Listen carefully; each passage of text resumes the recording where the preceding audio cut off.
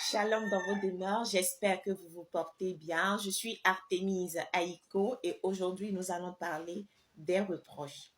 On peut définir un reproche comme un discours qu'on émet à l'endroit de quelqu'un pour lui faire voir les inconvénients de son acte ou pour lui donner un avertissement afin que cette personne se corrige. Doit-on faire des reproches? Oui, on doit faire des reproches. Tout est dans la motivation qui se cache derrière. Parce qu'il y a des reproches qui construisent et il y a des reproches qui détruisent. Quelle est alors la différence entre un reproche qui détruit et un reproche qui construit? Un reproche qui détruit, c'est un reproche quand on te le fait, ça inhibe toute envie d'essayer à nouveau. Et ça fait que la personne qui reçoit ce reproche-là, en même temps, n'a plus envie de commettre des erreurs. Alors que bien souvent, on apprend mieux par erreur, même si parfois c'est coûteux. Alors qu'un reproche qui construit, c'est un reproche qui met l'accent sur ce qui n'a pas marché et non sur ta personne. Alors, dans ce cas, comment faire un reproche? On peut faire un reproche en passant par la valorisation dans un premier temps de ce qui a marché.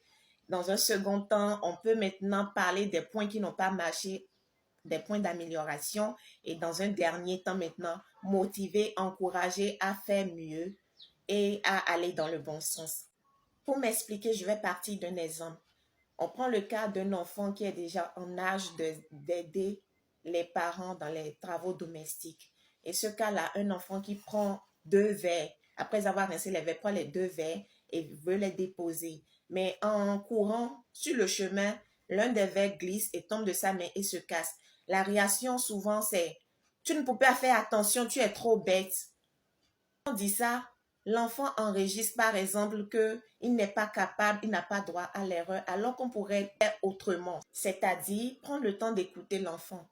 On appelle l'enfant et on le valorise. J'apprécie le fait que tu veuilles faire ta part dans la maison en participant aux travaux ménagers. Ça, c'est la valorisation.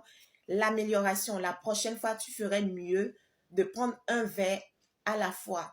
Et pour le motiver, je t'encourage à continuer dans cette lancée où tu aides les parents dans les travaux ménagers. Tu fais l'effort de prendre un verre. Tu peux y aller à plusieurs reprises. Ça, c'est un exemple.